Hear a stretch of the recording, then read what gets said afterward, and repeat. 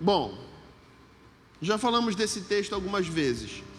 Esse texto está ali na dobradiça da história, num período que a Bíblia chama de período interbíblico, entre o Antigo e Novo Testamento. Deus ficou aproximadamente 400 anos sem levantar um profeta. É o que os teólogos chamam do grande silêncio de Deus, o hiato de Deus, o tempo em que Deus não falou. A Bíblia fala que onde há profecia, o povo prospera. Onde não há profecia, o povo perece. Profecia, não apenas no sentido da revelação de uma verdade específica, mas profecia, pregação da palavra de Deus.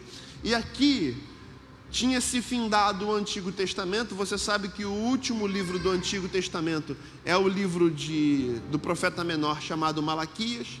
E os últimos versículos do Antigo Testamento são exatamente esses: enviará o seu servo Elias e converterá o coração dos pais aos filhos e dos filhos aos pais, para que eu não venha e fira a terra com maldição. O Antigo Testamento termina com a palavra maldição. E o Antigo Testamento termina com a promessa de que Deus levantaria um homem que viria na unção e no chamado de Elias, na unção de Elias. O pessoal do Espiritismo fala que João Batista é reencarnação de Elias, mas Jesus esclarece isso no Evangelho de João, que não era. Ele veio na função de Elias, no poder e na unção de Elias, mas ele não era Elias. Isso fica claro na explicação do apóstolo João. Então Deus, depois que levanta Malaquias, Deus se cala por 400 anos. Findava-se uma relação de Deus com a humanidade, uma administração, uma oikonomia, uma dispensação. Então Deus falou por muito tempo através da lei e dos profetas, e agora Deus falaria de outra forma. O livro de Hebreus, no capítulo de número 1, versículo 1, diz o seguinte: havendo Deus falado na antiguidade, de muitas vezes e de muitas formas, aos pais, pelos profetas, falou-nos nesses últimos dias através do Filho, em quem constituiu herdeiro de todas as coisas e através de quem construiu o mundo, fez todas as coisas. Então Deus enviou seu Filho para falar conosco, mas a vinda do Messias demandava um precursor, demandava alguém que lhe preparasse o caminho, e já havia sido profetizado que Deus levantaria um homem que prepararia o caminho do Messias, que converteria os corações dos filhos aos pais e dos pais aos filhos, alguém que seria um precursor, alguém que seria o batedor, alguém que seria o preparador, alguém que viria antes. Como muito comumente, quando chega uma autoridade numa cidade, vem os batedores. Quando vai descer um ministro ou o próprio presidente no aeroporto Galeão, eles param o trânsito na linha vermelha, vem os batedores de moto e param o trânsito todo para que a autoridade passe, a comitiva. Sempre vem os batedores. Tem um grupo de batedores no batalhão de guardas do Exército no Rio de Janeiro, com aquelas motos Amazonas e outras motos que preparam o caminho, vão na frente preparando. É a comitiva, é o séquito, é o que a gente chama de staff, ou staff. Hoje, alguém que vai na frente preparando. Deus disse: enviarei Elias, preparará os caminhos. E alguém viria para preparar os caminhos de Jesus, para batizar o próprio Jesus e para apresentar Jesus para a humanidade. Alguém que lhe conferiria autoridade, alguém que lhe faria o papel de mestre-sala, de apresentador. O cara que fica nas palestras anunciando, o cara que abre o show. E agora com vocês, Fábio Júnior. Tem um cara que fala antes, sempre tem um introdutor, aquele que apresenta. E Deus falou: enviarei alguém que fará esse papel e que apontará para o meu filho. Então o Antigo Testamento termina com essa promessa de que viria alguém na unção e no poder do profeta Elias. O profeta Elias foi aquele que foi trasladado, que foi arrebatado, que não conheceu a morte. Pois bem, passaram-se 400 anos. O texto que lemos fala desse profeta chamado Zacarias, que era da turma, da ordem, do grupo sacerdotal de Abias. Eram 4 turmas que se dividiam nos seus turnos. Uns ficavam no dia e folgavam mais 3 dias e voltavam no outro dia, e tinham turnos de praticamente 24 horas, servindo no templo. Seria parecido, de longe, com um trabalho pastoral, embora o pastor não seja um sacerdote. Depois que Jesus morreu na cruz, fez de nós reis e sacerdotes. Hoje não existe sacerdote entre Deus e os homens, só Jesus. O pastor não é um sacerdote. A oração do pastor não é mais forte que a sua. O pastor não tem uma ligação com Deus maior do que a sua. A função pastoral é muito mais uma função pedagógica, instrutiva e de liderança, do que uma função sacerdotal. O pastor não é um sacerdote do Novo Testamento. Mas aqui, Zacarias fazia o papel sacerdotal. Qual era o papel sacerdotal? Oferecer sacrifícios, receber as ofertas, as oferendas que o povo trazia, oferecer, matar e consagrar a Deus, e abençoar. Fazia parte do rito judaico, fazia parte das turmas. Os cultos, em todos os cultos tinha esse tipo de oferenda, de oferta, de vidas de bichos que eram sacrificados a Deus. E era, além de ser oferecido oferta de holocaustos, que era oferta de animais mortos, também era feita oferta de incenso, onde incensos eram acendidos nos incensários e oferecidos a Deus também. E aqui está Zacarias, e aqui está sua esposa junto com ele, Isabel, os dois já avançados em idade, os dois servindo a Deus por muitos anos. Zacarias sonhava, como todo homem em Israel, que casava em torno dos 16, 17 anos, a mulher em torno dos 13, 14 anos. Eles casavam muito cedo, no primeiro ano já tinham o primeiro filho, e aí tinham 4, 5, 6, 8, 10 filhos. Quando a mulher fazia os seus 35 para 37 anos, já tinha 10, 12 filhos. Posso ouvir misericórdia, irmãs? Enquanto tinha vida, enquanto não entrava na menopausa, estava procriando. Era benção, irmão, nessa época. A mulher foi feita, o corpo da mulher é todo preparado, irmão. O ciclo menstrual, o período da fertilidade. E quando ela gera e concebe, quando a mulher tem filho, ela rejuvenesce. Porque parece que o ciclo do corpo está se cumprindo, está cumprindo o papel para o qual foi feito. Então a menstruação é um sinal de que não houve fecundação. E quando a mulher engravida, ela se rejuvenesce. E eles esperavam isso com muita alegria, mas a despeito disso, Isabel não engravidou. E para o judeu, mulher que não engravidava era considerada amaldiçoada, era mal vista pela sociedade, era considerada uma má esposa. Eles ficavam olhando, essa mulher fez alguma coisa errada e Deus castigou. Essa era a percepção da sociedade daquela época. E eles desejavam muito ter um filho, mas não tiveram, porque Isabel era estéril. E a despeito da sua esterilidade, eles continuaram servindo a Deus.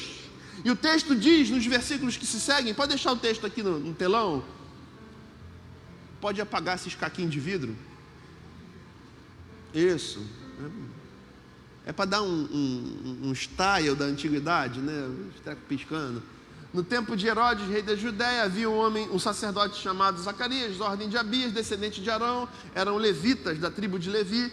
6. Ambos eram justos aos olhos de Deus, obedecendo de modo irrepreensível a todos os mandamentos e preceitos do Senhor. Então, a despeito de não terem conquistado tudo o que queriam, ou talvez a coisa mais sublime, que era a maternidade, a despeito de seus sonhos não terem se realizado, o principal deles, eles serviam de forma irrepreensível, de forma que não se pode repreender. Alguém que resolveu ser de Deus, e de fazer e de servir a Deus, a despeito de não receber de Deus tudo aquilo que queria receber. Fica muito claro o amor pela coisa de Deus, independente do que Deus vai dar em troca. Fica muito clara essa relação. O texto vai passando, pode tirar esse treco que fica piscando, por favor. 7. Versículo 7. Mas eles não tinham filhos, porque Isabel era estéril. Ambos eram avançados em idade.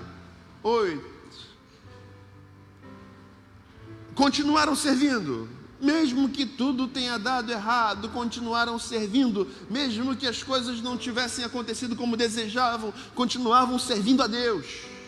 Mesmo discordando de Deus. Por que Deus não fez como eu queria que fizesse? Por que a igreja não funciona como eu queria que funcionasse? Por que esse pastor não é do jeito que ele deveria ser? Por que as coisas dão errado às vezes na nossa vida? Por que eu sou de Deus e nem tudo acontece como eu esperava? Por que eu sou de Deus e às vezes eu oro e é como se Deus não respondesse? Por que isso tudo é assim?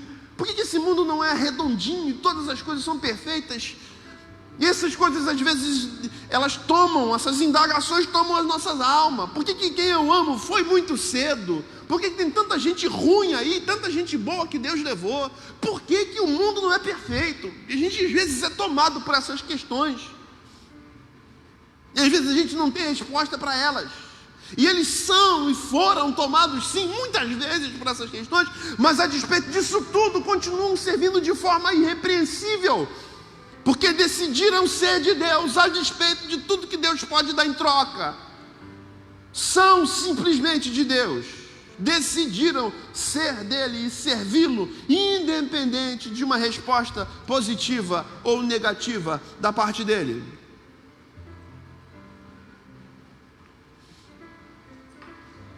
Pois bem, esse é o quadro pintado. E aí o versículo que lemos, diz o seguinte: certa vez estando de serviço, seu grupo, Zacarias estava servindo como sacerdote diante de Deus. Eles se dividiam, uns sacrificavam, outros ofereciam incenso.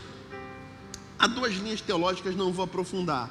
Uma diz que ele estava no seu turno, ele era apenas mais um sacerdote. Outra linha diz que ele estava fazendo o papel do sumo sacerdote, porque por algum motivo o sumo sacerdote estava impedido de oferecer o sacrifício no Santo dos Santos e abençoar o povo que ficava do lado de fora contrito. Então tem uma linha que diz que é um dia normal, tem uma outra linha que diz que é o dia do Yom Kippur, o dia do perdão.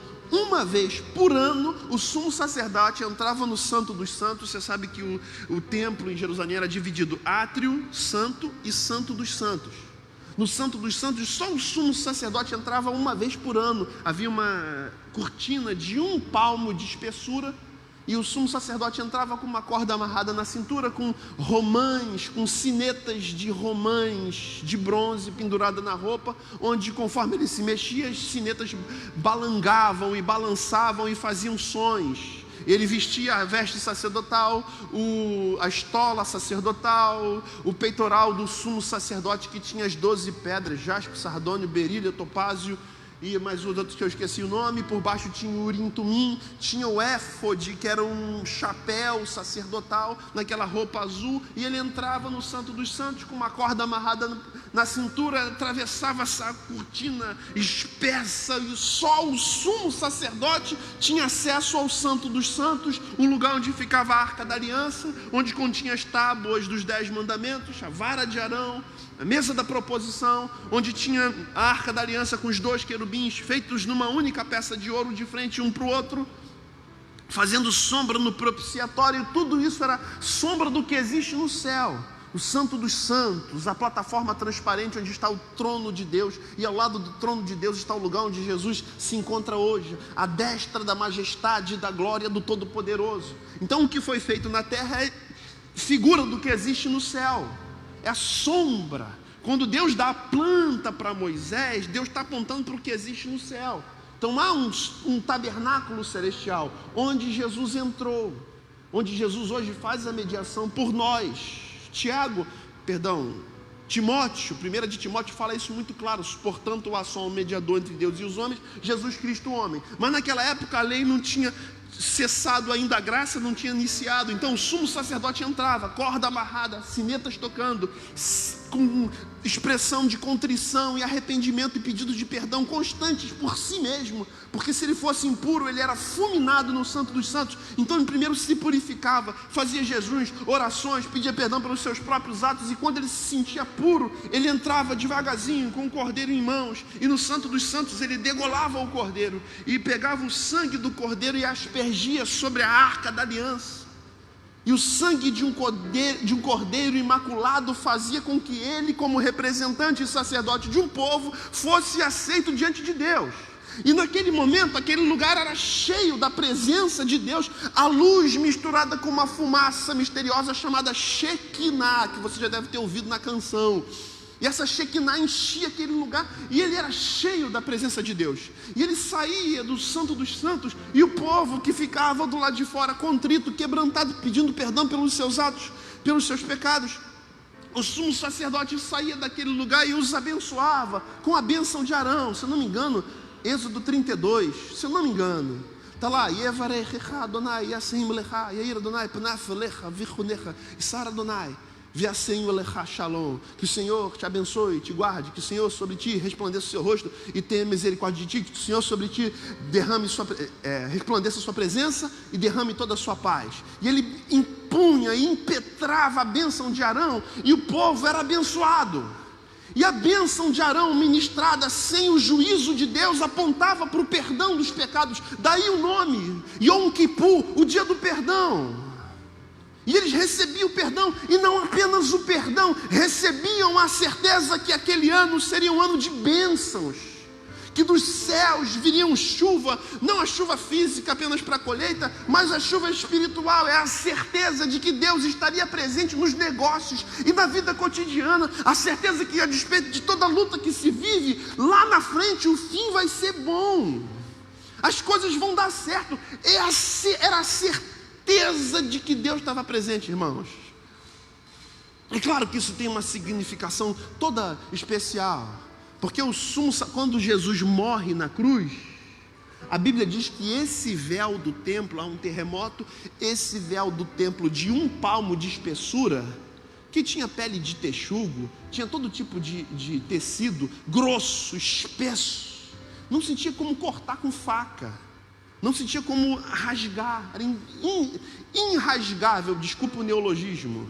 A Bíblia diz que quando Jesus morre na cruz, há um terremoto, a terra se enche de trevas, relâmpagos, trovões vindos do céu, muito semelhante a quando Deus deu a lei a Moisés, que o povo fala: Deus fala contigo, não fala com a gente, Moisés? Que Deus é esse? Aí Moisés fala: vocês querem Deus? Então tá bom, vem geral comigo. Eles vão para o sopé do Monte Moriá, não lembro se era o Moriá, era o monte lá onde Deus deu as tábuas da lei, e lá no cume do monte tinha relâmpagos, trovões e raios, e monte pegando fogo e fumejando, e todo mundo morrendo de medo. Moisés fala: vamos subir o monte, moçada. Não, Moisés, vai tu. E o bicho pegando, e Moisés sobe e desce com as tábuas da lei. É muito parecido, porque no Monte Moriá Deus deu a lei, no Monte Calvário Deus derramou a graça, Deus cumpriu a lei e o juízo da lei sobre o seu Filho, para que para mim e para você sobrasse sua graça. Posso ouvir um amém?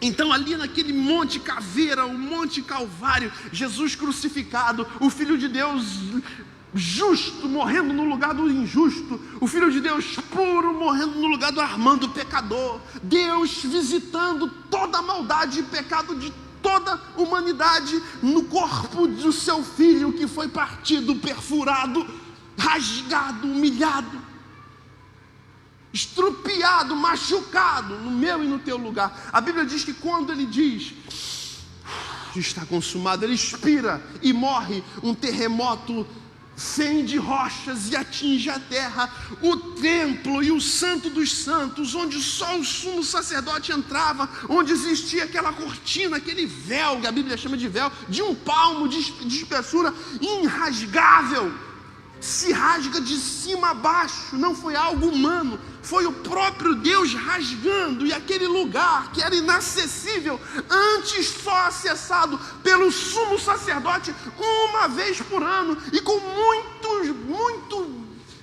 muita contrição e pedido de perdão. Só um homem fazia a mediação entre o Deus e os homens. E a Shekinah revelada, a luz misteriosa, a fumaça do Santo dos Santos, que vinha e se derramava sobre a vida do sumo sacerdote, agora se derrama sobre a cruz.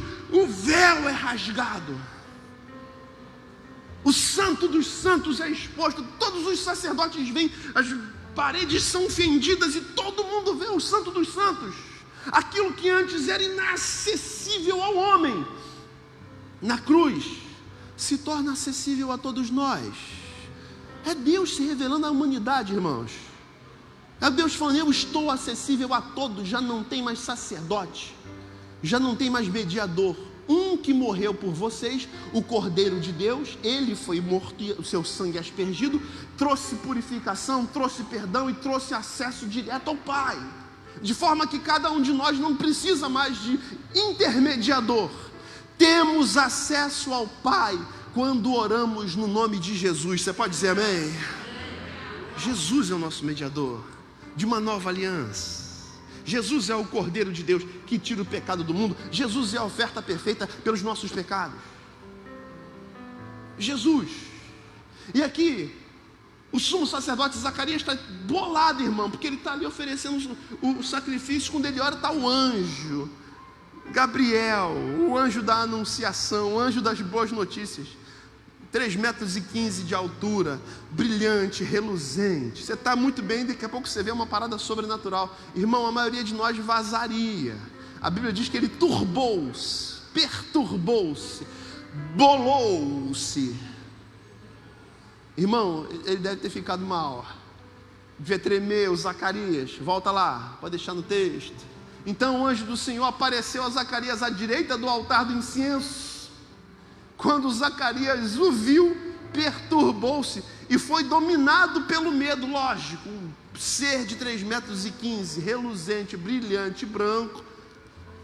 Eu tive pouquíssimas experiências com anjos na minha vida, irmão. É uma parada sinistra, muito sinistra. 13. Mas o anjo lhe disse: não tenha medo, Zacarias. Sua oração foi ouvida. Isabel, sua mulher, lhe dará um filho, e você lhe dará o nome de João. Yohanan, graça de Deus. Yohanan. Zacarias, Zacar, lembrar em hebraico. Zacarias, Iá, Já, de Javé, Iá. Deus se lembrou a Zacarias. E João, graça de Deus. Yohanan, graça de Deus. Zacarias, Iá, de Já, é o nome de Deus, né? Javé, que a gente chama de Javé, mas é um tetragrama. São 4 letras que são só consoantes: Y, H, W, ou em outras traduções V e H, que foi traduzido para Javé, mas é um tetragrama onde só há consoantes. E juntada com outra palavra chamada Edoná, que quer dizer Senhor, e Yahvé quer dizer Deus, e Edoná quer dizer Senhor. Juntaram um tetragrama com Edoná e virou o Jeová, que a gente conhece como se fosse o nome de Deus. O que é o Jeová? Yahvé com Edoná, Javé com Edoná, Jeová. Daí o nome que a gente conhece como nome de Deus. Algumas Bíblias têm a tradução de Jeová, mas não é, porque o nome de Deus se perdeu. Era proferido pouquíssimas vezes ao longo de um ano, e com os cativeiros assírico e babilônico, esse nome de Deus se perdeu. Mas a gente chama de Jeová, ou a gente chama de Senhor, Edoná, Senhor, ou Javé, Deus. E ele se revela para Zacarias: tua oração foi ouvida, cara. Darás à luz um filho, lhe colocarás o nome de João, graça divina. Ele vai inaugurar a época da graça para a humanidade, e mais do que isso, vai inaugurar a graça de Deus na sua vida. Esse é o Zacarias. 14. Ele será motivo de prazer. Então hoje já começa a falar do que vai ser do futuro. A palavra da graça, a palavra do evangelho, a bem-aventurança, a boa notícia de que Deus vai fazer coisas boas. O anjo da anunciação anuncia coisas boas. Da onde vem a esperança do cristão? Da palavra, que sempre nos anuncia coisas boas. Coisas boas estão por vir, coisas boas virão, mesmo no tempo da calamidade. Será motivo de prazer e de alegria para você, e muitos se alegrarão por causa do nascimento dele, pois será grande aos olhos do Senhor. Ele nunca tomará vinho, nem bebida fermentada, e será cheio do Espírito Santo desde antes do seu nascimento. A gente não lê o texto inteiro, mas a gente vê todo mundo falando que o nome dele seria Zacarias, porque era normal usar o nome do pai, ou o nome de algum parente, para que o filho tivesse o nome de alguém que já existiu na família. Só que vem Deus e fala, é João. E Zacarias queria que fosse o Zacarias Júnior, e ele não é João, e não tem ninguém. E quando falam isso para os parentes que ia se chamar João, todo mundo começa, peraí, que João? Não tem ninguém chamado João na tua família, como é que você vai botar? Tem que ser Zacarias Júnior, porque ele queria que o filho fosse sacerdote do templo.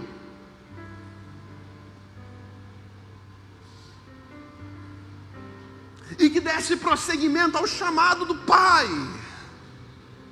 Vem Deus e fala, não vai ser como você quer, é como eu quero. E é um grande conflito, ele não consegue crer, e ele fica mudo porque ele não consegue crer, não consegue entender que às vezes Deus não faz do jeito que a gente quer. Vem Jesus e diz, lá em Mateus 16, aquele que quiser vir após mim, negue-se a si mesmo, tome sua cruz e siga-me. Tem que aprender a negar. Não vai ser do jeito que você quer, não vai ser para andar depois de mim. Tem que negar o eu. Zacarias é um grande homem de Deus. Por quê? Porque aprendeu a negar o eu, irmãos. Já falei com alguns aqui os pastores mais chegados. Com o Luciano já falei que o meu desejo era meter o pé, me mudar e ir para outro lugar. Já falei isso aqui para ele, em algumas conversas de pé do ouvido, porque é meu irmão há muitos anos. Às vezes, quando passo os negócios no meu coração de enfiar o pé, de ir embora, cara. Mas eu sei que até o último dos meus dias eu vou pastorear. Eu sei, irmão, porque eu sei que essa é a vontade dele. E eu sei que essa não é vontade dele para todos, é para alguns. Eu sei que nos primeiros anos de convertido eu mergulhava em Bíblia, e ia 2, 3 horas de Bíblia por dia ouvindo no carro, CD de MP3 do Cid Moreira, irmão. Eu conheço a voz do Cid Moreira de longe, cara. Porque às vezes eu estou lendo, eu leio errado a Bíblia, eu leio uma outra palavra que não está ali, porque o texto está aqui, de tantas vezes que eu ouvi. Aí eu vou lendo, você me percebe eu falando uma coisa que não está no texto. Pô, pastor, está lendo essa palavra de onde? Não estava ali. Porque o texto está tão aqui dentro, de tantas vezes que eu ouvi. Não entendia no início, depois que eu fui entender. E ser de Deus, para ser um homem de Deus como Zacarias foi, é necessário dizer não para si. Para ser de Deus, você vai precisar aprender a dizer não para você mesmo. Eu quero o Zacarias, não, vai ser João, cara. E quando Deus fala A e você quer B? Às vezes Deus faz isso, irmãos. Aquele que quiser vir após mim, negue-se a si mesmo. Negue-se. Bota a foto, a famigerada foto de novo da banda, Misericórdia, irmão. Aos 14 para 15 anos, a coisa que eu mais amava na vida era essa banda. E um dia Jesus me chamou. Sabe o que foi mais difícil largar da vida antiga para ser de Jesus? Essa banda. Porque eu amava muito esses caras. Foi o que mais me custou, cara. Foi o que mais me pesou. Foi o que mais mexeu comigo. Largar a banda. Foi o meu maior peso. Foi a tua maior alegria quando eu saí, eu sei. Mas para mim foi meu maior peso, cara. Porque eu gostava muito, cara. Sabe quando você quer uma coisa e Deus fala, cara, mas não é isso que eu quero de você. Não é isso que eu quero de você, cara. Eu quero muito ter o Zacarias, eu quero que ele seja um sacerdote na tua casa para dar continuidade ao meu legado. Não, Zacarias, ele vai se chamar João, ele não vai frequentar templos, ele vai ser criado no deserto, vai comer mel e gafanhoto e vai preparar o caminho do Messias. O ministério dele vai ser à beira do Jordão, não vai ser dentro de templos. É o que eu quero para ele. E pode ir negando isso de você, porque eu não vou te dar isso, cara. Aí ele fica mudo. Sabe por que ele fica mudo? Porque ele fica bolado com Deus, cara. Sabe você bolado com Deus, que as coisas que você queria que Deus fizesse, Deus não fez? Irmão, vou dar uma palavra bem difícil aqui, ó. Dane-se. É a vontade dele, cara. Tem coisa que não vai ser do teu jeito. Caraca, cara. Desculpa se eu estou sendo duro aqui. Tá bom, mas é o jeito dele, que tem coisa que ele não vai fazer, cara. Ele é soberano em algumas coisas. Pô, eu queria que Deus fosse servir a Deus desse jeito, exatamente assim. Cara, mas não vai ser assim. Deus te chamou para outra coisa, cara. Para de ficar brigando com Deus. E tenta entender o que Ele quer de você e pronto. Aí o Zaca entra no... Desculpa, estou chamando do Zaca... É atividade, é praticamente trapalhões, né? O Zacarias. Ok. Não, como é que vai ser isso? Como é que João? Não, peraí, não, que história é essa? Meu filho vai ser sensacional. Não, cara, eu já estou te visitando com a bênção de ter filho na casa dos 80. Irmão, ele engravidou a esposa na casa dos 80. Posso ouvir um aleluia? Irmão, é uma unção. Não existia o diamante azul naquela época, irmão. Eu já vou te dar um filho. Você ainda está querendo exagerar, ainda está querendo exigir? Vai se chamar João. E será grande, vai preparar o caminho do Messias. Não é do teu jeito, cara, pelo amor de Deus. Quer fazer biquinho com Deus? Faz. Tá bom, então, aí o que o texto diz? Tira essa foto, pelo amor de Deus. Bota no texto. Não, boa notícia também não. Jesus, bota a Bíblia. Isso, irmão. Olha Deus revelando o propósito dele para João, que é diferente. O que Deus tem para a tua vida às vezes não é o que você quer, cara. Acorda. Não é o que eu quero de Deus, é o que Deus quer de mim. Essa é a pergunta que você e eu temos que fazer, para a gente não se frustrar. Porque só eu sei os planos que tem acerca de vós. Os planos são dele. Às vezes ele diz não, caramba. Não é para você ficar de biquinho. Então não vou mais para a igreja não. Então não vou mais. Tá bom, então fica menino com Deus o resto da vida. Entenda o que é servir. Servir, entender o que Ele quer de você e fazer o que Ele quer que você faça. Aí Deus começa a revelar o projeto dele para João, antes de João ser gerado. Volta no 15.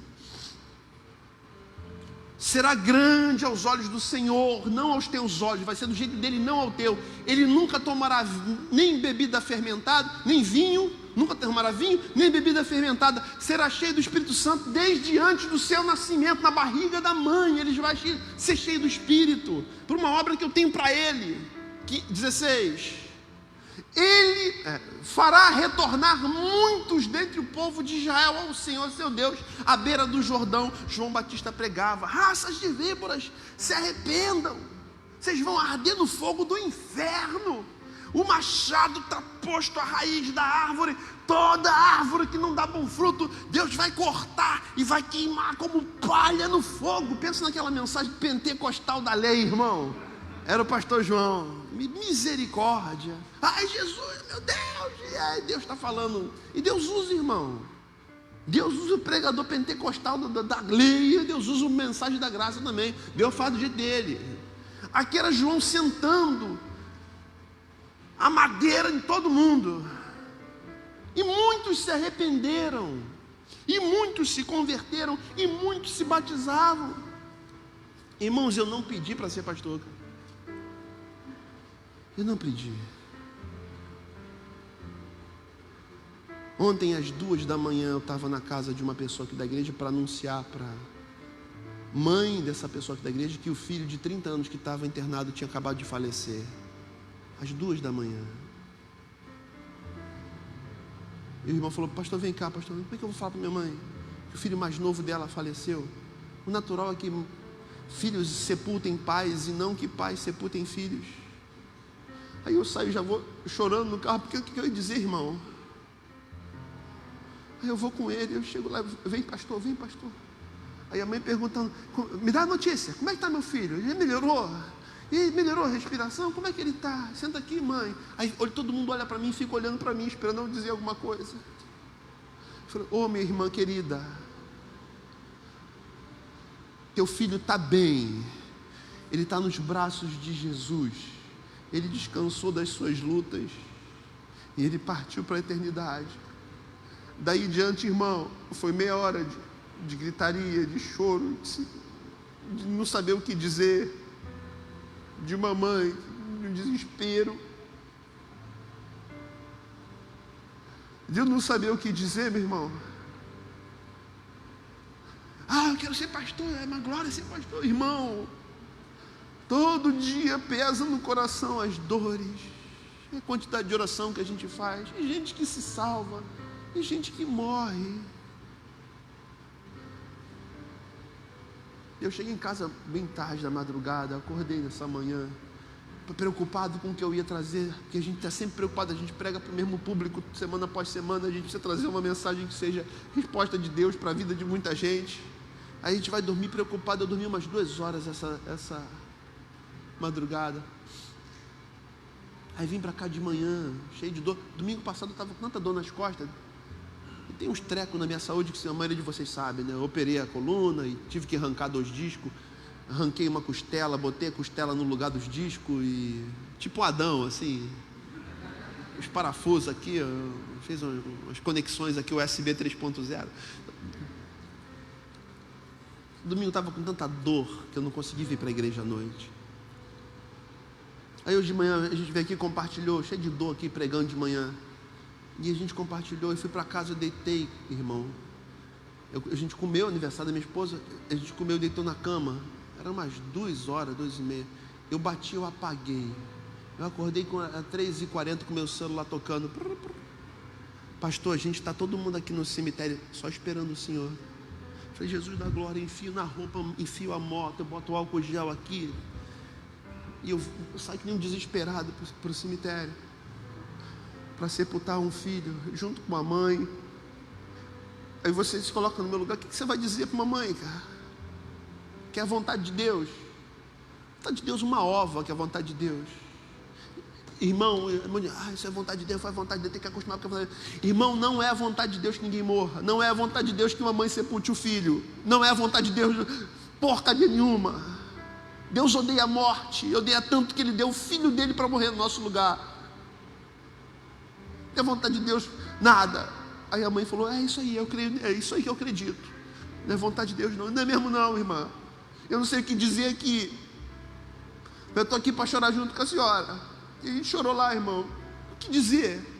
Um jovem de 30 anos, segundo sargento do exército, morto por esse vírus desgraçado. Mas a Covid foi Deus que enviou uma ova. Desde que o pecado entrou no mundo, o homem passou a estar sujeito à morte. E às vezes eu sinto vontade de meter o pé mesmo, cara. Porque o ministério pastoral não é glória. É dizer não o tempo inteiro, cara. E eu não posso pecar porque eu amo a Deus. Mas eu não posso pecar porque eu sei que eu estou à frente de um rebanho. E eu não posso dizer qualquer coisa porque eu sei que eu vou ferir gente. E a Bíblia diz que quem lidera tem que liderar com cuidado. E irmão, eu pastorei desde 2006. 15 anos. Às vezes eu fico com raiva de Deus também, cara, igual vocês, cara. Por que você não ouviu minha oração, cara? E eu não sei porque que Ele não ouve algumas coisas, cara. Eu não sei porque que algumas pessoas sofrem tanto. Eu não sei porque que esse mundo é tão injusto. Mas eu sei do fim da história. Foi o que eu li lá hoje. Eu disse, o que eu vou falar, Senhor? Não tem nada que eu possa falar. Aí o Espírito fala no meu coração. Abre lá em Apocalipse 21. Porque esse não é o fim da história, Armando. E foi o que eu consegui ler lá hoje, irmãos. Então vi novos céus e nova terra, pois o primeiro céu e a primeira terra tinham passado, e o mar já não existia. Eu vi a cidade santa, Nova Jerusalém, que descia dos céus da parte de Deus, preparada como uma noiva adornada para o seu marido. Ouvi uma forte voz que vinha do trono e dizia: agora o tabernáculo de Deus está com os homens, com os quais ele viverá. Eles serão os seus povos, ou o seu povo, e o próprio Deus estará com eles e será o seu Deus. Aí o versículo 4: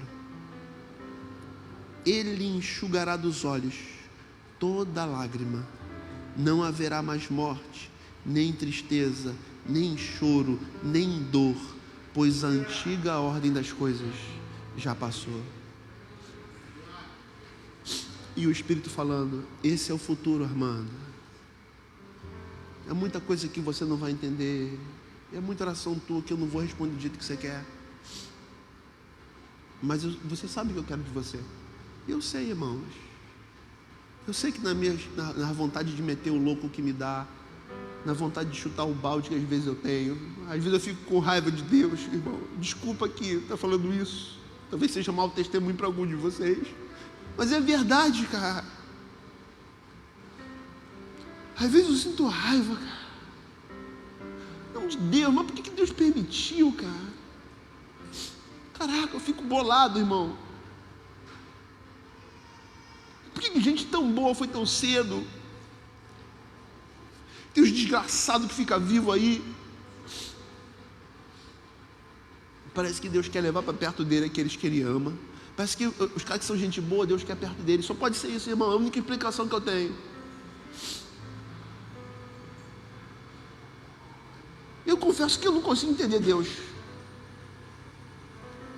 Mas como Jó disse em Jó 19, eu não te entendo, mas da mesma proporção que eu não te entendo, eu te amo. Eu posso dizer isso, porque Deus é amor. Até quando a gente não compreende. Obrigado.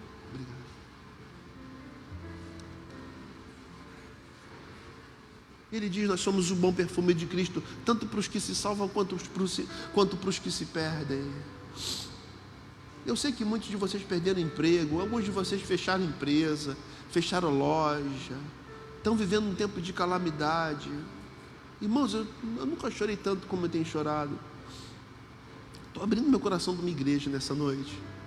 Eu sei que você esperava um pastorzão fortão, um ungidão. Eu não sou esse cara não, tá bom? Não sou não. Caraca, eu sofro com algumas coisas. A gente ora pra caraca para algumas coisas e as coisas não saem como a gente espera. E outras que a gente às vezes já pensa que vai dar ruim, e Deus vai lá e faz o contrário, gente. Irmãos, eu pensei que eu fosse perder meu pai. Irmãos, eu tinha quase certeza que eu ia perder meu pai. 75% do pulmão tomado. Não consegui vaga para internar meu pai. Irmão, meu pai se recuperou. Eu penso que ele vai levar, ele não leva, ele deixa. Outros eu penso que ele vai deixar, ele leva. Eu não entendo esse Deus, né? Eu não consigo entender. Mas uma coisa, quando eu olho para a cruz, eu vejo o amor expresso de Deus, eu vejo que ele teve uma raiva tão grande da morte.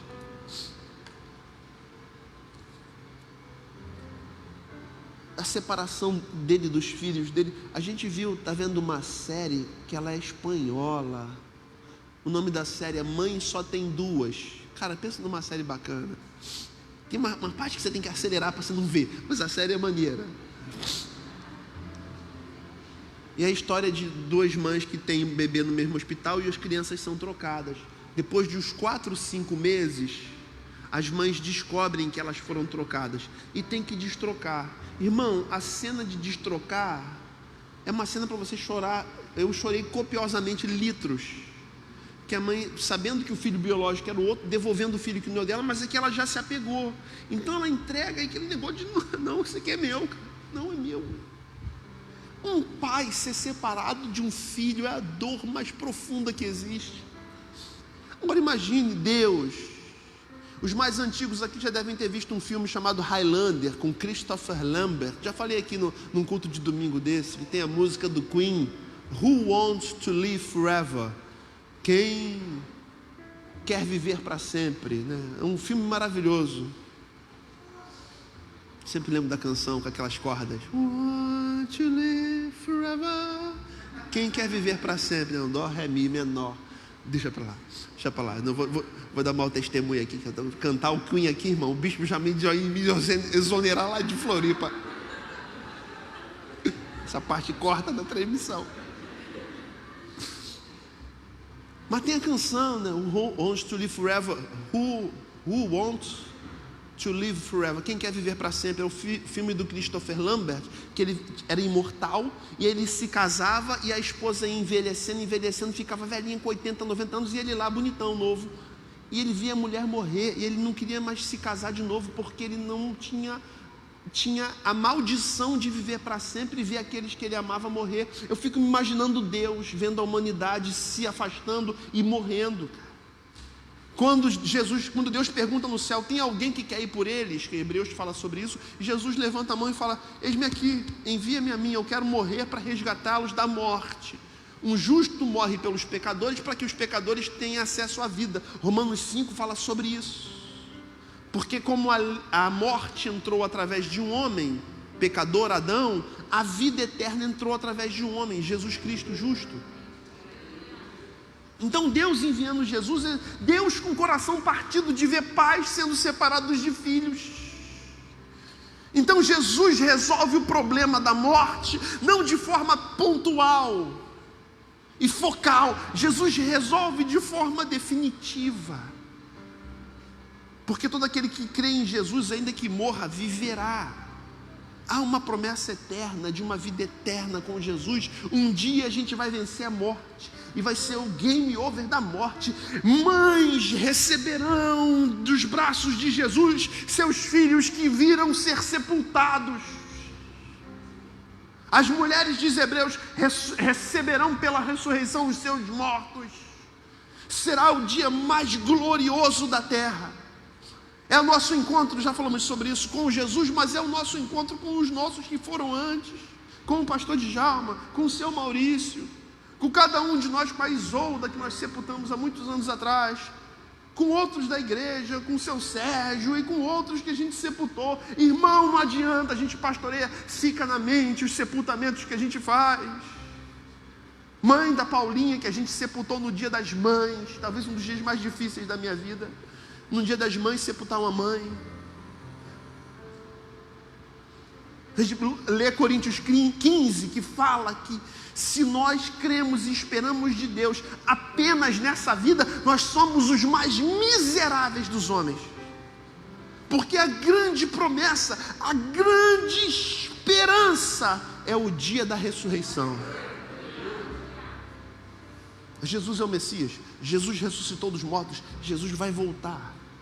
Ele ressuscitou Lázaro, ele ressuscitou o filho da viúva de Naim, e ele operou vários momentos de ressurreição para mostrar que ele tinha esse poder e que um dia ele vai usar desse poder. João capítulo 5, versículos 28 e 29 diz: e vem o dia em que todos os que estão nas sepulturas ouvirão a voz do Filho do Homem e sairão. A mesma palavra criadora vai ser a palavra que vai ser usada como ferramenta para a ressurreição dos justos.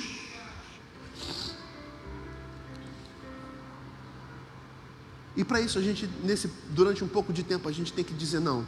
A gente tem que dizer não para as paixões da nossa carne. A gente tem que dizer não para as confusões da nossa sexualidade.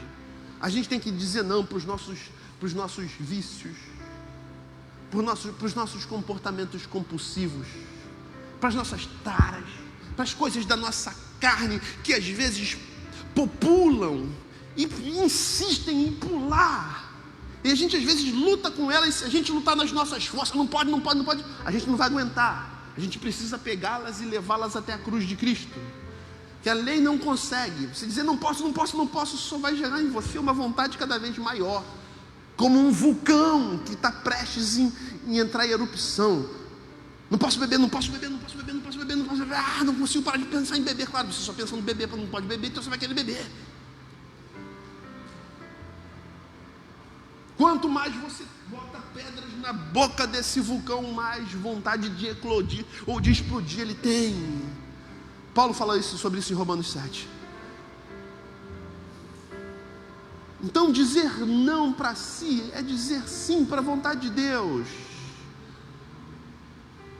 O que ele está dizendo para você e para mim? Para de brigar com Deus, cara, de querer tudo do teu jeito.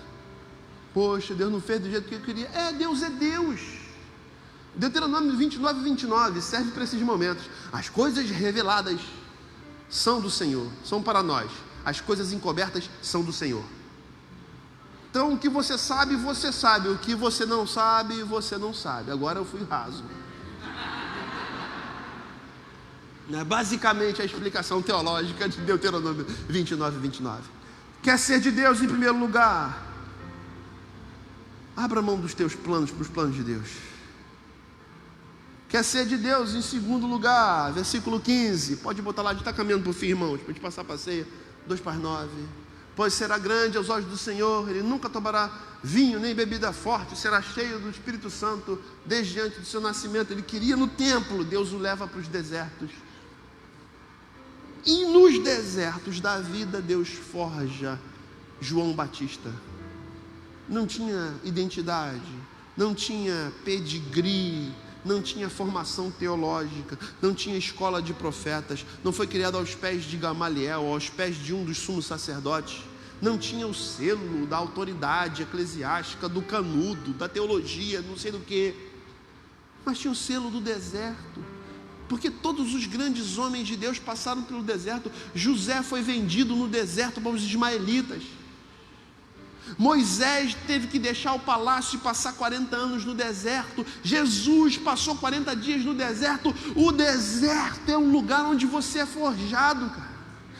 Quando você é militar, você faz o curso de formação. Mas onde é que você é mais fortalecido e preparado? No famigerado acampamento. Irmão, acampamento é a pior fase do quartel. Quantos serviram o quartel aqui? Mas ninguém, só eu e o Thales. Tem mais um ali, alguém quartel atrás. Acampamento é ou não é o pior negócio do quartel, cara? Meus dois comandantes lá, Tenente Reginato e Tenente Roberto, irmãos, 2 dias antes do acampamento eles ficavam endemoniados, irmão. Eles se transformavam, eles parecia que tinham fogo no olho, cara. Só faltava um chifre, porque eles ficavam encapetados. Acampamento, a alma é de Deus, mas o corpo é nosso. Acabava com a gente. Eu não entendia, eu brigava, por que isso tudo? Por que essa humilhação? Por que tem que comer comida com barro? Por que tem que dormir 2 horas por noite só? É para quando você for para a guerra, você está pronto. O deserto prepara para a guerra. Comer olho de coelho, irmão, comer pé de galinha, sem sal. Só o sangue de Jesus na minha vida, irmão. Os desertos te preparam. Ele leva João Batista para o deserto, não é para matar João Batista no deserto, é porque quando o deserto terminasse, Deus faria uma grande obra. O tempo de deserto na tua vida vai cessar, e quando ele cessar, você vai estar preparado para tudo aquilo que Deus está preparando para você. Você pode dizer amém? Deserto, cara, não saiu como você esperava, mas te forja, te prepara. 15 ainda, pois será grande aos olhos do Senhor, Ele nunca tomará vinho nem bebida fermentada, será cheio do Espírito Santo desde antes do nascimento, na barriga de sua mãe Isabel. Quando Maria, que era prima de Isabel, grávida de Jesus, vai visitar Isabel, diz o texto bíblico, quando ela chega no portão, Maria, tudo bem, você quer? O moleque pula dentro do ventre, dá uns bicos, dá voadora, dá os Hadouken, dá os Shirokemi, dá os golpes de judô. Já deixa eu pegar o cordão umbilical. Isabel, o que é isso aqui, irmão? Cheio do Espírito Santo desde o ventre. Jesus crescendo dentro de João Batista, o Espírito de Deus te fazendo crescer nele. Cheio do Espírito, que leva um homem a abrir mão da sua vida, dos seus bens, do seu tempo para servir a Deus. Só o Espírito de Deus, irmãos. Não faz sentido nenhum, sob a ótica humana, gastar o teu tempo para Deus. só faz sentido se Deus existir. Se não, é utopia, lobotomia, é ironia, não faz sentido. Agora, se Deus existe, faz todo sentido. Porque você serve a Ele, você faz para Ele, e o fazer para Ele gera um prazer que é sobre-humano, é uma alegria no espírito. Você se alegra na sua alma, você come e sacia o seu corpo. E pensa numa coisa maneira é comer, irmão. Aleluia. Você não come só para matar a fome, você come porque a comida é gostosa, irmão. Aquele quindim, aquele docinho de coco, aquele docinho branco que tem um treco preto enfiado. Beijinho, irmão. Toda a minha vida eu arrancava aquela treta. Então, bota esse negócio para enfeitar, coisa horrorosa, arrancava. Um dia me falaram: pastor, bota na boca e mastiga tudo junto, dá uma quebradinha naquele treco. Aí eu fui lá e irmão, quando você morde aquele negócio junto com o gosto do coco, solta uma essência que transforma. Eu dei uma mordida, irmão, quebrei aquele troço, aquele cravo. Aí eu soltei uma palavra gastronômica. Aleluia. Irmão, pensa num gosto. Eu sempre pensei que aquilo era só enfeite, que era para pegar e jogar fora. Não, irmão, é para comer aquele troço, quebra o cravo, morde o cravo, irmão. Aí o gosto, eu falei, aleluia. Não é só para encher a barriga, tem um prazer, é o prazer no corpo. Se ouve uma boa música, é o prazer nos ouvidos. Se lê um bom livro, o prazer para o intelecto. Mas e o prazer no espírito? O espírito é o que nos liga com Deus. Servi-lo nos gera prazer no espírito. Prazer no espírito. Quantos estão entendendo essa palavra? Eu estou viajando aqui sozinho, né? Está comigo, né? Prazer no espírito. Servir a Deus gera prazer no espírito. Será cheio do espírito.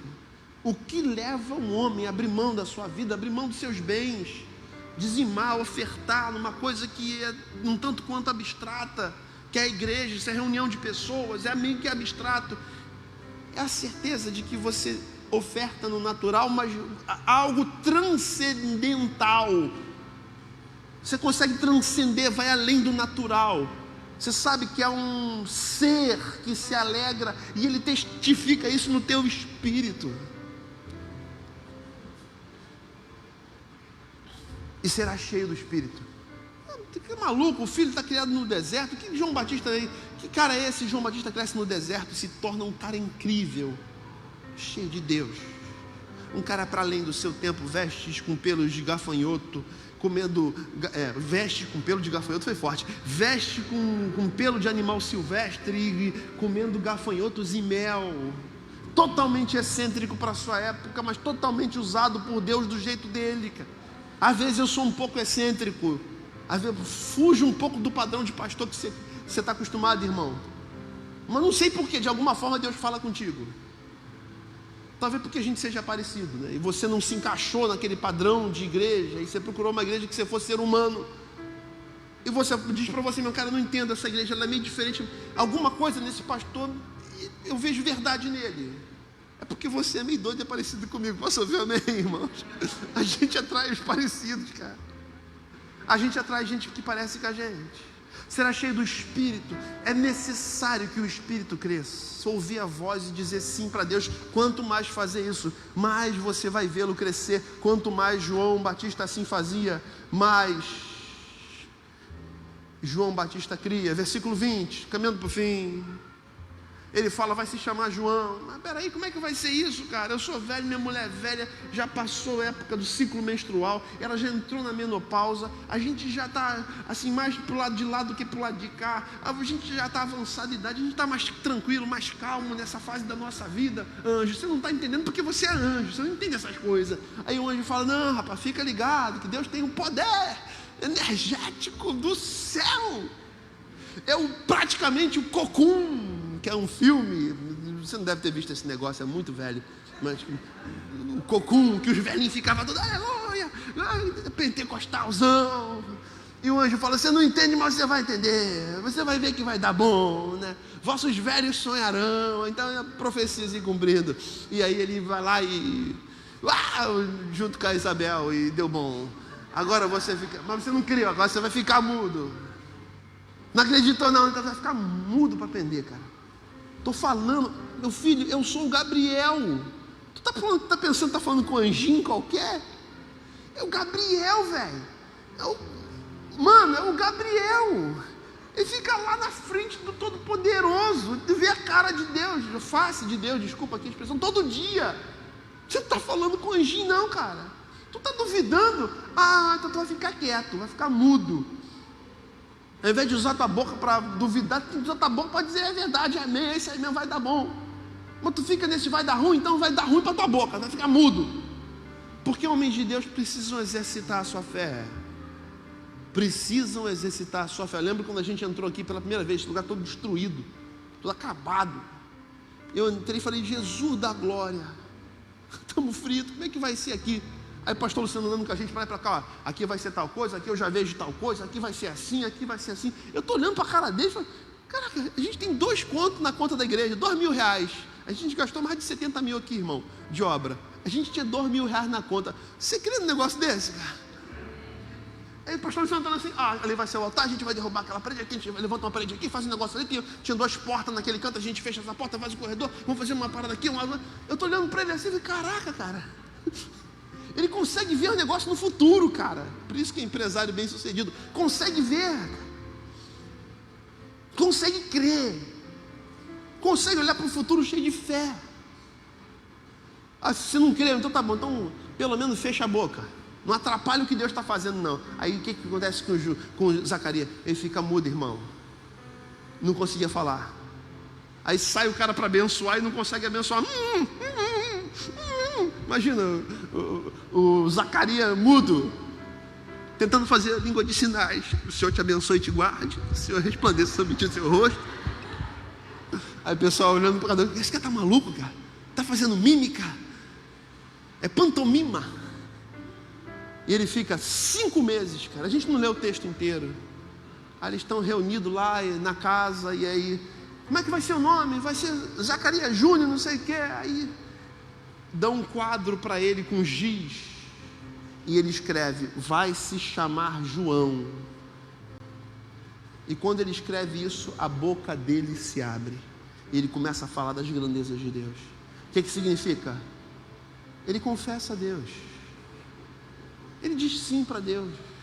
Enquanto ele briga, ele fica mudo, ele não produz, ele não expressa, ele está guardando tudo aquilo que Deus deu. Aí ele aceita a vontade de Deus, não vai ser do meu jeito, vai ser do jeito dele. Aí Deus flui, irmão. Aí você briga porque as coisas não aconteceram do teu jeito, que você não foi aquilo que você queria ser. Cara, não se concentre em ser o que você quer ser, se concentre em ser o que Deus quer que você seja. Lembra daquela camisa? Como posso ajudar? É essa camisa que você tem que vestir para Ele. Eu não entendo muito de Deus não, irmãos, mas algumas coisas eu consigo entender. É que às vezes tudo que Ele quer da gente é isso. É que a gente diga para Ele assim: como é que eu posso ajudar aqui na tua obra? O que o Senhor quer que eu faça? É só isso. Como eu posso ajudar? É para fazer, então eu vou fazer, Senhor. É só isso que Ele quer de nós, irmão. Deus não quer muito não. E eu confesso que eu não entendo Ele muitas vezes, mas eu continuo amando. E eu sei que enquanto eu viver eu vou servi-lo, ainda que às vezes me custe. Tem que falar não para mim, eu quero estar parada para mim. Mas quanto mais eu digo sim para Ele, mais eu vejo sentido na minha vida. Mais eu posso abraçar minha esposa e meus filhos, que são meu grande patrimônio. Como fiz esses dias. Senhor, muito obrigado, Senhor. Eu sou um homem feliz. Muitas vezes vem para essa igreja sem saber o que vou pregar. Como hoje mesmo, irmão, não sabia não. O pessoal do pastor, qual é o versículo aí, pastor? Antes do culto eu falei: sei lá, irmão. Eu estou aqui orando aqui, ver que Deus vai dar. Eu não sabia o que ia pregar, irmão. Muitas vezes eu subo aqui sem saber. Confesso para vocês. Como hoje. E no meio do caminho Deus faz. Porque a obra não é minha, a obra é dele. E ele mesmo com o cara todo errado e todo cheio de problemas e conflitos, Deus fala com gente que ele traz aqui para ouvir. E talvez você esperasse um cara muito ungidão, muito bonzão, e chegou aqui e você deu de cara comigo. Eu sinto te frustrar, mas eu quero te dizer que tem um Deus que não frustra, no sentido de fazer tudo o que a gente quer, mas no sentido de revelar a vontade dEle e nos mostrar o que Ele quer de nós. E se Ele te frustra, Ele te faz bem, porque o não de Deus faz um bem enorme para a nossa alma. Aí Zacarias aprende, João nasce, se torna o precursor do Messias, de tal forma que Jesus diz acerca de João Batista: nascido de mulher, não há homem nenhum maior do que João Batista, porque foi fruto de um pai que se abnegou, que aprendeu a dizer não para sim, para poder dizer sim para Deus. Nessa noite Deus te traz aqui para dizer isso para você, cara. Eu não sei o que você quer dele. Às vezes Ele te disse não, você está bolado com Ele. Aí de boa, esse aqui é o teu lugar nessa noite. Bem-vindo a um lugar onde Deus fala não para a gente. Bem-vindo a um lugar onde às vezes a gente não entende Deus.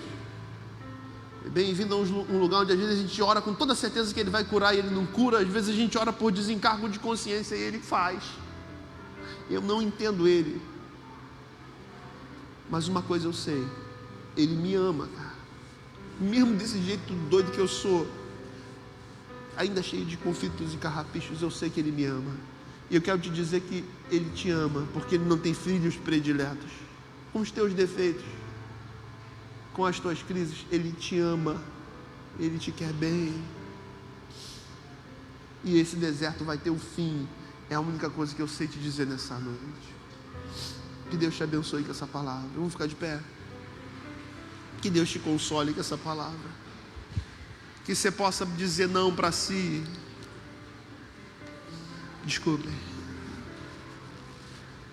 Que você possa dizer sim para Ele. Que você possa ter a certeza que Ele tem o melhor para você, ainda que o melhor seja diferente do que você espera.